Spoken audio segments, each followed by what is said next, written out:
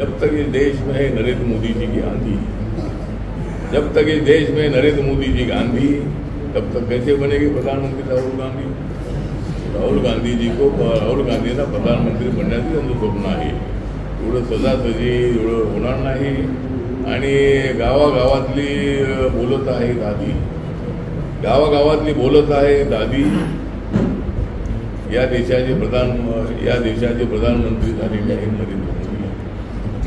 आणि मला एका गावातली विचारत होती दादी, मला एका गावात विचारत होती दादी, लग्न करणार राहुल गांधी, लग्न करणार कधी राहुल गांधी?